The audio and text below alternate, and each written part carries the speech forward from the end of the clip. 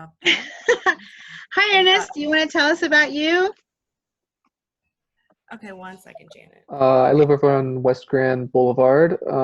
Joined the neighborhood last fall, so looking to get more involved, and definitely curious about ways we can hold marathon and our polluters accountable. So we're looking forward to some more information here. Really excited. Thanks for joining. Thank you. And Maggie, I sent you a link to an agenda. Okay. Raquel Castaneda Lopez, she is this, our city council member.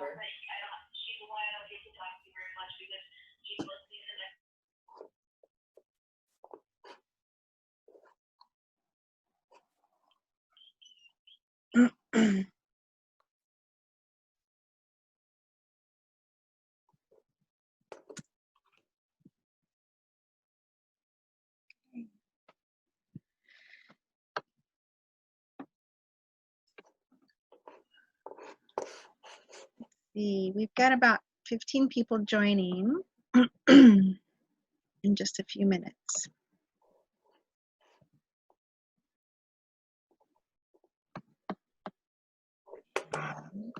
Yay.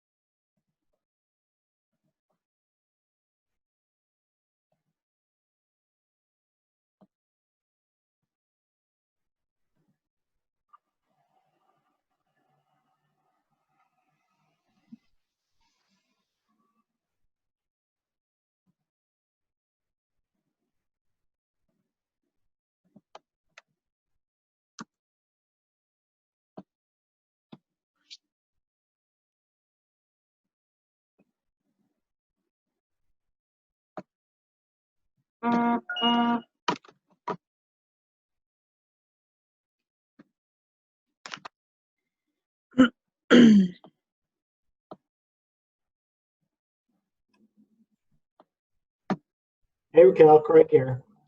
Hi, Craig. So I know we want to start on time. I've never been on this side of Zoom, when you can see all the controls. I'm like, oh, this is why they always look confused. There's all these windows popping up. I've been on your side. It's not easy. So Okay, yeah. take your time. I'm going to mute myself and just watch. Okay. And the good thing is that we're going to record the meeting so people can, our goal is to start on time, to make it a quick 20-minute meeting full of content that we can pull down and share out because, people should be having lunch instead. So. Yeah, no, that's a great approach. Okay. Good. Well, welcome everybody. We see people popping in. Okay. And all right. So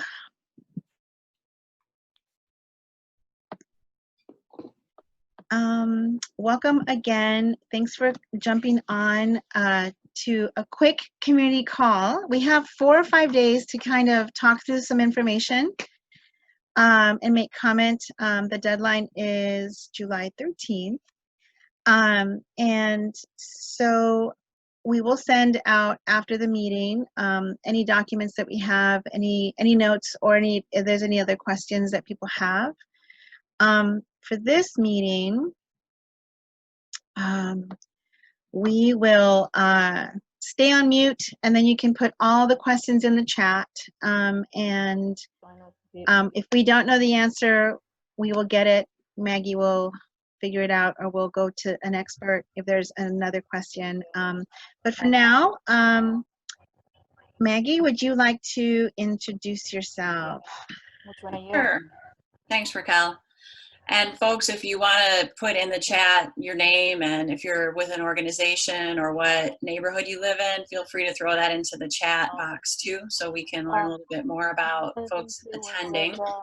My name is Maggie Striz-Kalman, and I've worked for SDEV since about 2013, off and on, and then in 2017, I joined full-time to work in the Healthy Air program. And my work is to keep drawing resources into the community to address environmental issues. And so that really looks like applying for grant funding with other partners on our own, whatever way works, in order to bring money and other technical resources into Southwest and the surrounding communities so that we can reduce air pollution, so that we can install different types of projects that improve the environmental situation here in Southwest. And so all our work is driven by community input that helps to drive our programs and projects in any given year. I myself grew up in Melvindale, just outside Southwest Detroit, and have held Southwest, of course, close to my heart forever. And so I'm really appreciative of the opportunity to work with SDEV and to participate with other community members and stakeholders to make a positive impact. And what's great is we're always learning from one another. So with this kind of activity and event, it's another chance to do that. So that's me. And I'm Raquel Garcia, and I am the Executive Director for SDB. But really, I just want to say, like, that always connotes like hierarchy, and that's not how we operate at SDB. We're a team, and it's pretty flat. So, and I live in Southwest Detroit, and I'm a former board member, and the reason why I'm really happy to be here is because I'm a perfect example, as many of you are. We don't need to be experts to be working in this, and we don't need to know technical language, and to go to people like Maggie and other folks in the community that can tell us all of these details. And so really, that's the goal of the meeting. I wrote that down so I didn't forget. We have two goals, right? SDV. We want to increase community comment, and we want to increase community access to this information and comment during the periods, so that we are engaged with the companies, and we're engaged with the entities that are supposed to keep them in compliance. And then the other goal we have is we want to do a better job of delivering all this information, getting it out early, and also a secondary goal, and actually should be a primary goal, is we're going to be recording them, getting them out. So I just would warn you, if you don't want to be recorded, turn it off, let me know, and turn it off the camera. But we want to translate. We will also make these videos in Spanish and Arabic very shortly. So, I mean, we're at this point. Maggie will talk about what we know, the violations, the chemicals effect on health, and then we're going to talk about making comment. And you can put all your questions in the chat, and we're going to download them and answer them and get them back to you, or even have one-on-ones with you if you want. So, take it away, Maggie.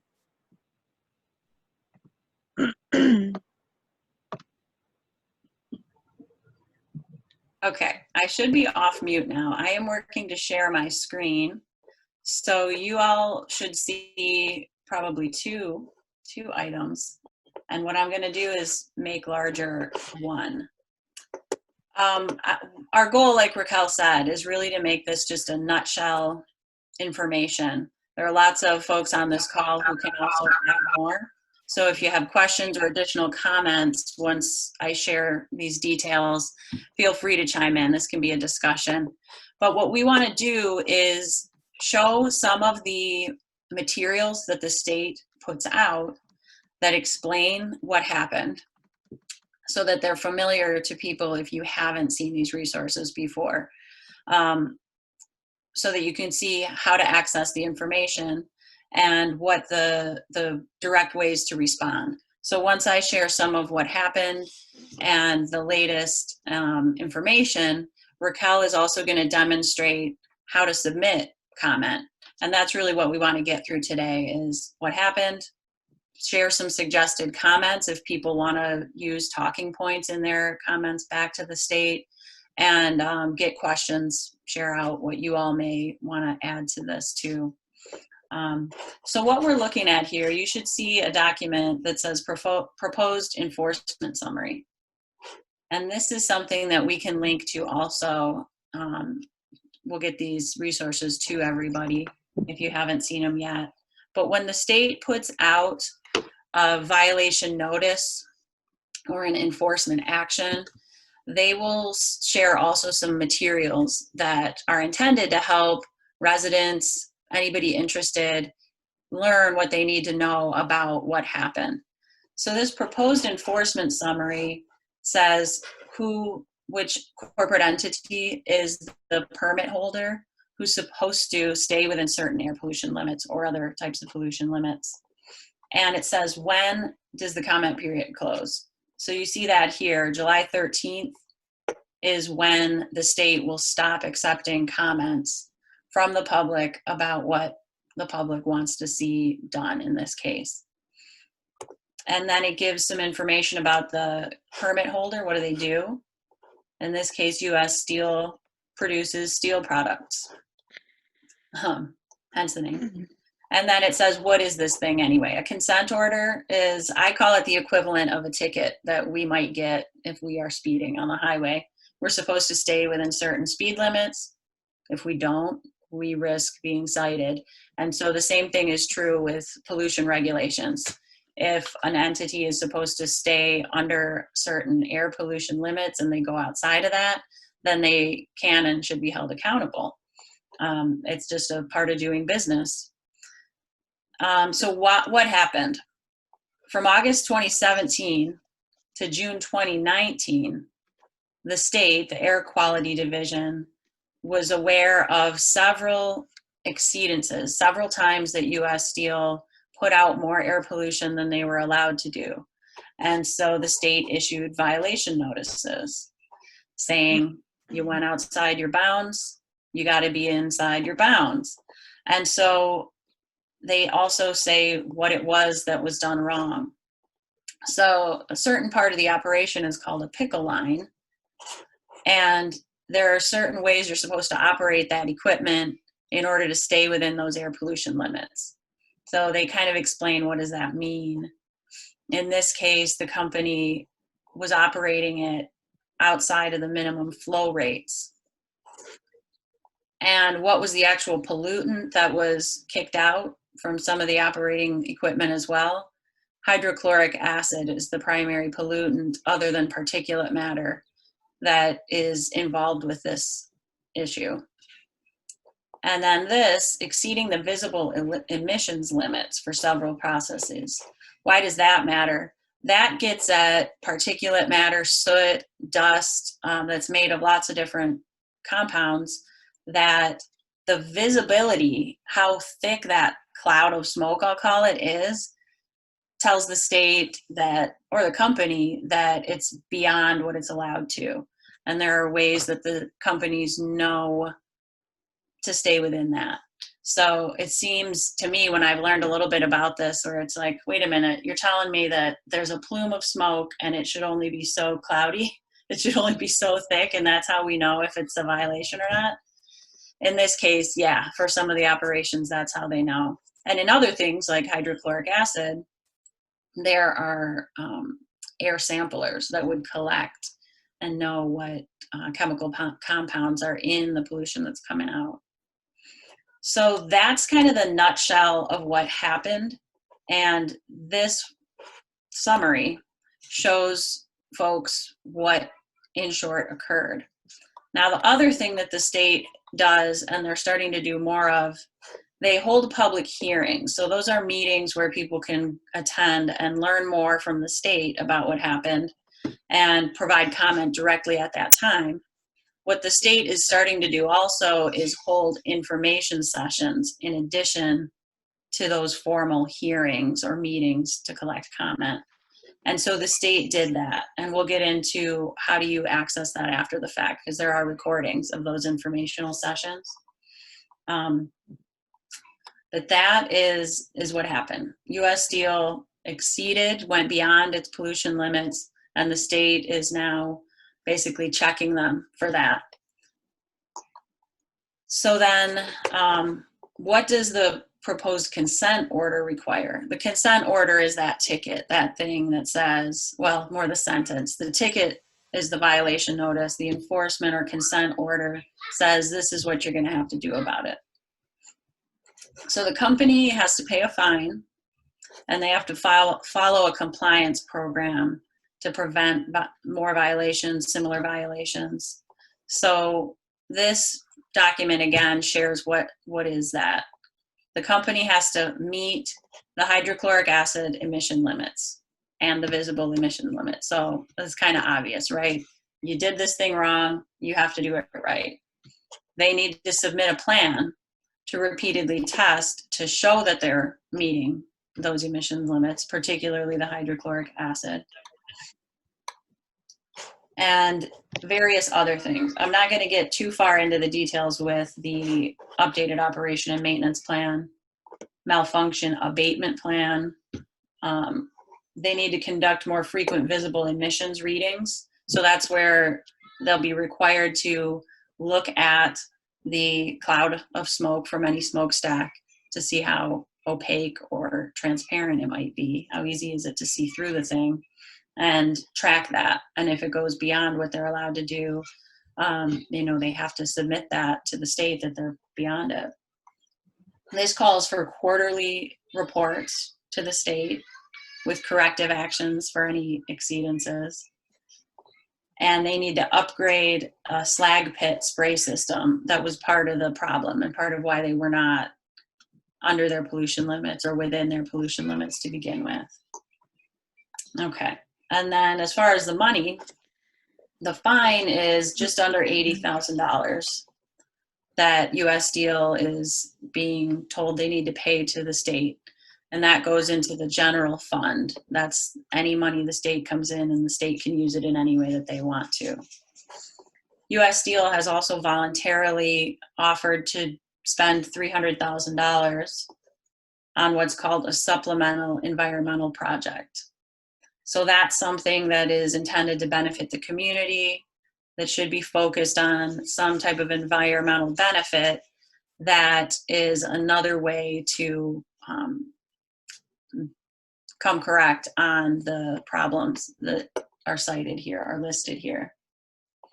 And so these are the things that public can make comment on. I'll share where there's more information that you can read on your own, or that you can contact some other experts and the state to find out more if you want to learn more and want to develop your own comments to this issue. But what the state is doing when they say there's a public comment period, they're saying, we have something that we're planning to do, and you as a member of the public have a right to tell us if you agree with the way that we're going to do this. So I want to pull up just a couple of slides, and then Raquel, at that point, are you ready in a minute to show how to do the email submission? Okay. So again, just to revisit it, the chemical compounds that are in this violation, it's hydrochloric acid. It's also known as hydrogen chloride. And what does it do if people are exposed? Because this is an air emission and air moves, it's hard to say if on the days that these exceedances happened, people nearby absolutely experienced these health effects. But what we're sharing in this case is these are some of the things that can happen to people if they're exposed to this pollutant. And so you want to be aware of that. Short-term exposure, irritation to the nose and upper respiratory tract, so breathing, coughing, nasal ulceration, so like I'm not real clear on the specifics of that. I didn't look at any pictures, but assuming that has to do with tissue damage inside the nose, chest tightness, difficulty breathing, and pulmonary edema, which is excess fluid in the lungs, can occur. And if a person were exposed over the long term, then I also listed here some of the problems, which are very similar, but it just becomes worse. And in that case, it would often be if a person works with that pollutant in close proximity without personal protective equipment for a long time. But these are things that, you know, you hear, why do we have these pollution rules anyway? Well, pollution, chemicals, they damage the natural environment. They damage the human biome too, our own processes. So that's just a natural question to have. What does it do to us? Why do we care? What can it do to us? And again, it's just listed here what happened. Particulates can be made of a variety of minerals or chemical compounds. And when you inhale those, it can at least cause immediate problems for breathing or coughing, especially if you have COPD, emphysema, asthma, if you're already compromised as far as your lungs, lung disease. And then similarly with the blast furnaces and the slag pit, particulates, again, have a variety of things they might be made of. And these we will share again. So when you see there's a public comment period opportunity, there's the enforcement summary, which is what I just showed you. And in that, I'll click back over to it. It will include the way to submit comment, but Raquel's going to talk about the specifics of sending that email. How do you do it? Here it is. There's a recording of the information sessions that the state held, and that is relatively newer activity that the state is doing, is making it available that a person could watch that using an internet connection and a computer. And then there's a recording of the actual public hearing too. So that's the official meeting that the state is required to hold when there's a situation like this. And we wanted to also call out some of the resources that the nonprofit community provides. So as we said, we're working to do this to say, there's an issue, here's how you can take action on it. There are other organizations too. I want to call out the Great Lakes Environmental Law Center. They have a permit tracker. So you could go to their website through the link and see what companies have requested to the state to change their pollution permits or to receive one for the first time. And then an enforcement tracker, Great Lakes Environmental Law Center operates, that when there are these kinds of tickets for air pollution or other pollution activities, there's a table on the Law Center's website that shows those are occurring. So it's one way to find out. And we are working to make sure that within Southwest Detroit and the adjacent communities, these resources are regularly made front of mind for people who want to stay involved in these issues. So we wanted to share some suggested talking points. Of course, people are going to have any number of opinions on this and any issue. These are not shared to say that you must agree with these statements, but for examples and to share where Southwest Detroit Environmental Vision is with this issue, we want to let you know some ideas that have come up. So this is not a new statement, the top bullet point, but every time these fines come to be, we want to make sure we're telling the state the fines should be used to address pollution instead of going to the state's general fund. In Senator Chang, who represents Southwest Detroit and some other areas of the city, Senator Chang has a piece of legislation, a Senate bill introduced that would create a particular fund. So when these fines are paid to the state, it would go toward environmental projects instead of being used for anything. So that is something that we always call out because we want to see that there's change made there. And then again, those supplemental environmental projects. It's great that an organization wants to do a voluntary project that benefits the community. It would also be great if the project addressed the problem that was created when there was too much pollution. So in this case, there was air pollution. The project that is being proposed is for U.S. Steel to pay $300,000 toward the demolition and cleanup of the site of an ice rink in River Rouge. It's a neglected building. I think a lot of people and community members feel that it ought to come down, but it doesn't address air pollution. So is that the best project for this citation? And that the community should be directly consulted in order to develop the supplemental environmental project ideas. At this point, a company can reach out to city government, others, to come up with their own project idea, which they then propose to the state, which is our understanding from the information session of what occurred in this case. But many folks who were on that information session and hearing felt, and we agree, that there needs to be a dedicated, direct path for people to provide input and to provide project ideas that would benefit the community, instead of hearing about it at this relatively late stage where there's a project on the table and it may or may not be able to be changed. So we want to see that the project addresses the pollution that occurred, and we want to see that the community is more directly engaged to come up with those project ideas. This topic, the third bullet point, because pollution can impact public health and the health of the natural world, it would make sense, in our opinion, that U.S. Steel should cover the cost of a mailing to every household within 5 miles, explaining the symptoms and health impacts of exposures to hydrochloric acid, which is the pollutant in this case. People need to know what happened and how it could impact an individual. And so that could be an additional action that the state could require. And just making the point in that fourth and last bullet point here, enforcement needs to occur sooner. You saw in the information summary, it was 2 years of violations before we got to this point of there being a consent order, public can comment on it, and there will be an action. That's a long time before there's any kind of accountability.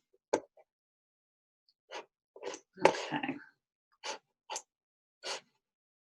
So what I am going to do is hand it back over to you, Raquel, to demonstrate how do folks make comment.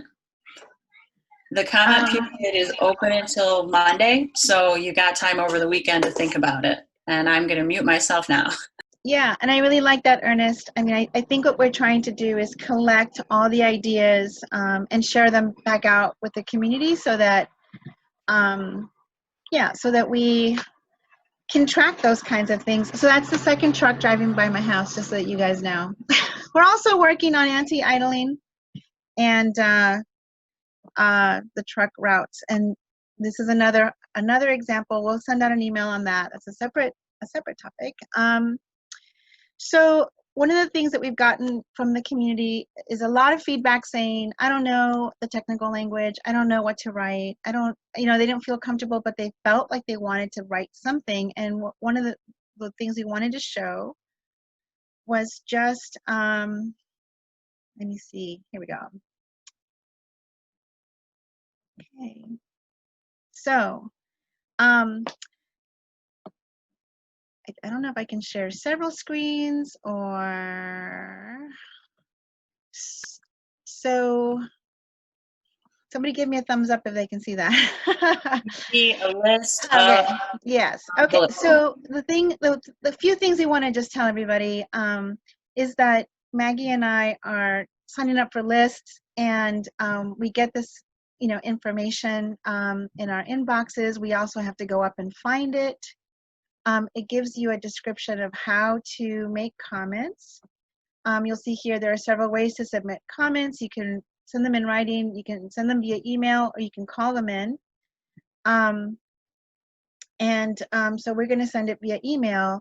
But the reason I mention this is because even though we're signed up for a bunch of stuff, we still miss things. And so if you are not, if it is not on your radar, you know, we want to make it easier for people to get this information in their inbox, or we're going to be posting it. But and the other point, Maggie, that you were mentioning was this is the one thing that they released.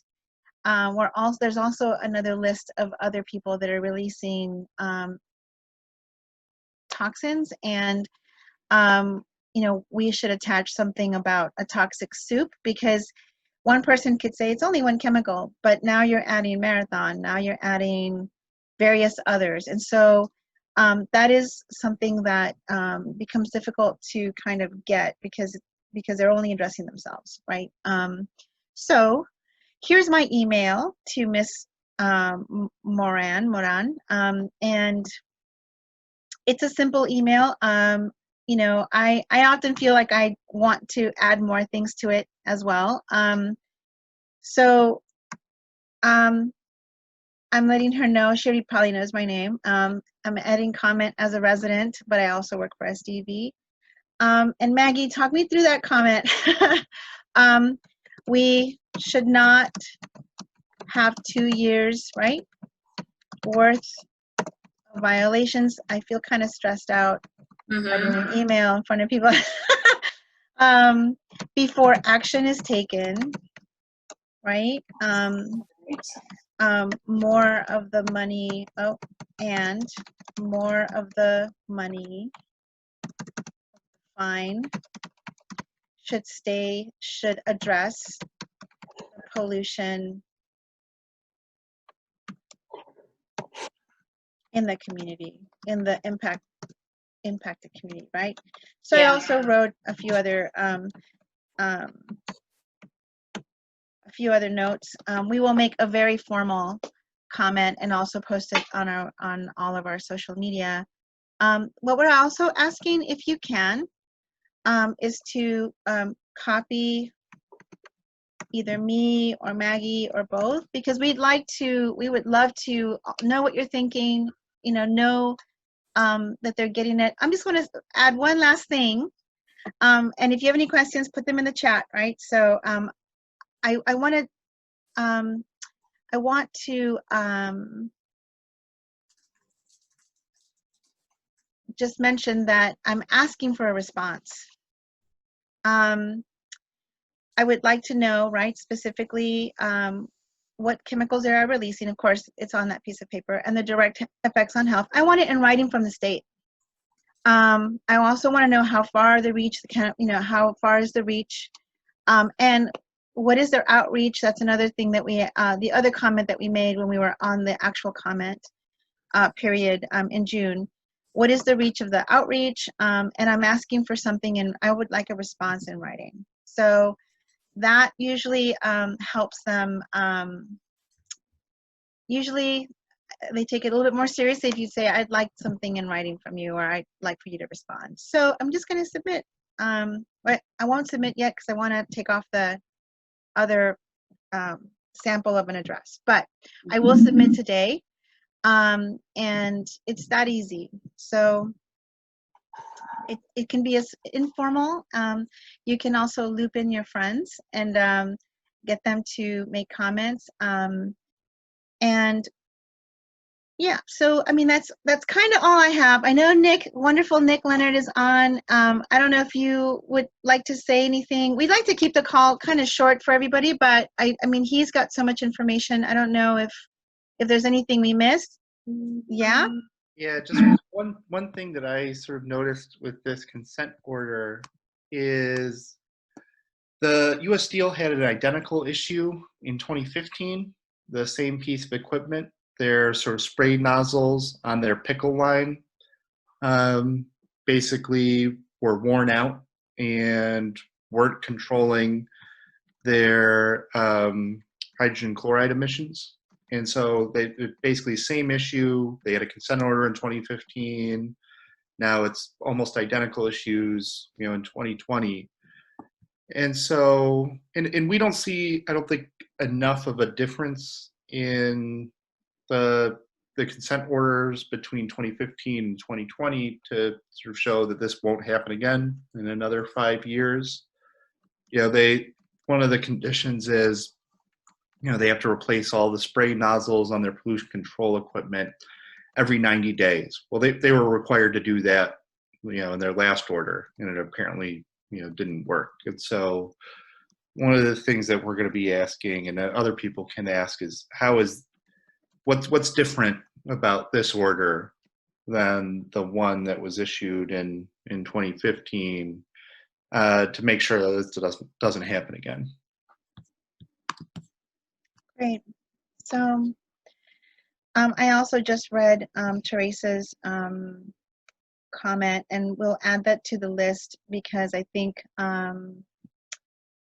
yeah, so she wants to know how long was it in exceedance, and how did they finally found out. Those are all really great points, and I think what we can do is throw them all into like a sheet today or tomorrow, and then just make sure that people can grab it, because I think that, right, how long were people breathing this? So so we'll get that sheet together, and if there's anything additional, or if you want to copy us, we will also add our emails at the top of that list. We'd love to get copies. Yeah, I think we have two issues here. We have U.S. Steel, and then we have Eagle, right? That's in my mind, it's like, but you're the enforcer. So I feel like that we're really making two comments. One is about them and why and what, but also Eagle. Everybody's got to do their, like, no, we gotta do better. So yeah. So if you have any last thoughts, I don't know if Maggie has any last comments, but we wanted to make sure you had everything. And if there's any questions, get those to us, and we will get some answers back to you. But we just really appreciate everybody, like, just showing up and getting on board. And usually it's like, oh, comment is tomorrow. So we want to shift all of that and get it earlier to everyone and grow the list, because we definitely have what did you call it, Maggie? We do have a need for an urgent response team of residents. We are a part of a large group of other folks that work in this, but we need residents to make comment more than, the groups. So with that, let's see. Raquel, I just want to make one statement. Teresa Landrum, one of our board members, great local activist who's been involved, put a lot of personal time into this work, suggested that those who are on this call, if they want to submit a joint letter or email as individuals, so you could put together one email or one letter, and each who wants to could add their name to it. What I can do is send an email after this meeting to all who are on this and just remake that suggestion. And if those of you do want to do that, please go forth and do it as a group on your own. I'll participate too as an individual. I live outside of Detroit these days because my family has to work elsewhere. But I don't think that minimizes the comment, right? It's a state agency. I grew up in Melvindale. My family lives in Melvindale. Still affected. The footprint of the operations is Ecorse, River Rouge, and Zug Island in Southwest. So there is quite an extensive reach to what could have happened. And as Teresa is commenting on the comments too, that a lot of the residents in Ecorse and River Rouge, they don't know about it, or you get used to thinking that this kind of thing is normal and you just accept it. Teresa's mentioning too that carbon copying the mayors of the cities will also be a benefit. And I agree, Teresa, that's a great suggestion.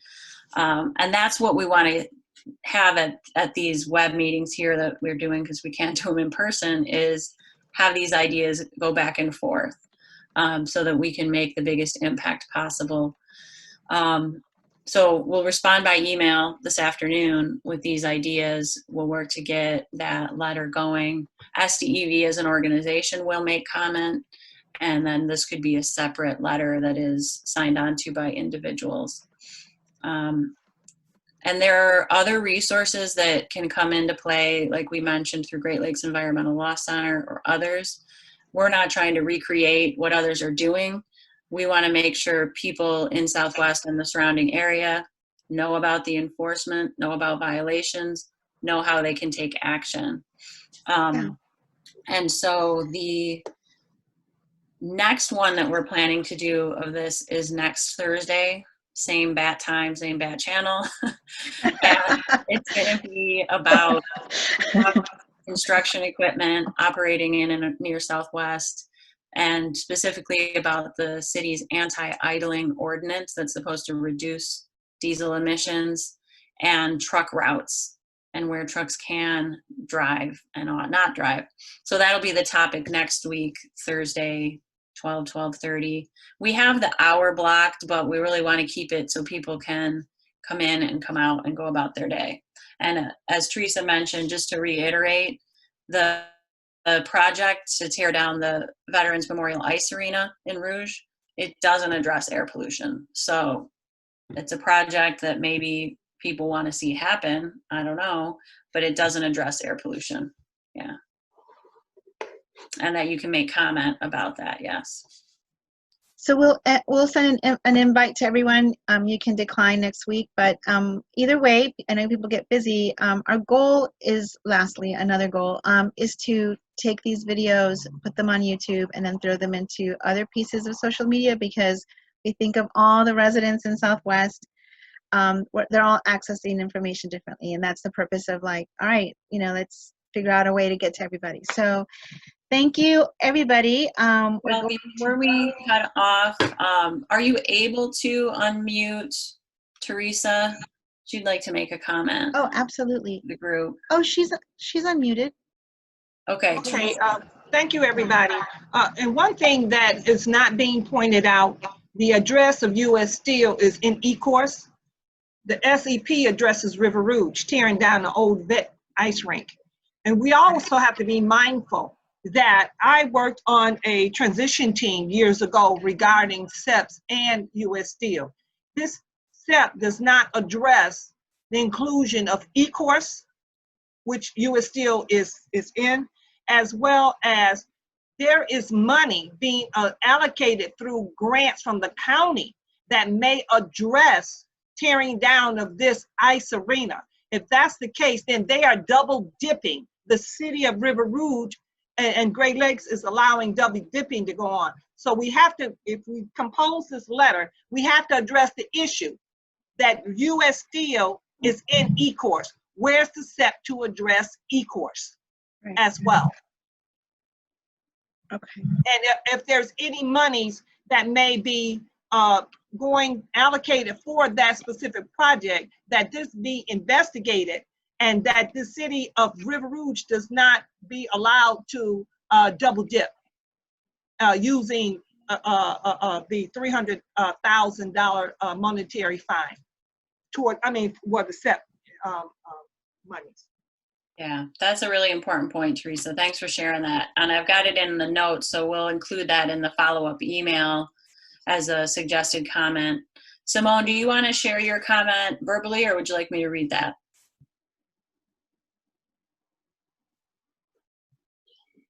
Sorry, you can read if you want. Go ahead. Okay, so Simone shared too that there should be a push for higher fines when a company has failed to solve a specific issue and there's a repeat failure. Residents suffer from these violations, and companies let issues go because they determine that it costs them less to pay the fines than to address their infrastructure. And that's the thing. That's when the fines are low enough that it's just a cost of doing business, it does not address the issue. A punishment should deter bad behavior and should rehabilitate. And if it's not doing that, then that's problematic. Really important point, Simone. And yes, Teresa, I will put together the outline of a letter and can I tap you, Teresa, with leading the charge to submit it by Monday, 5 p.m.? So I was just putting in the comments. I don't know what I did with the link. So if you compose the letter, I can probably upload it and send it. Okay. And I would need the link. Great. So I'll do that, and I will email it to everybody on this call. We'll give a time window for people to say, yes, I want my name attached to this, and provide your address, because that's part of the process. And then, as you said, Teresa, I'll make sure you have that and you can submit it. Thank you. Yeah, thank you. Great. So with that, we'll close. We're available via email. So get a hold of us if you have any questions. And thank you again, everybody. Have a great day.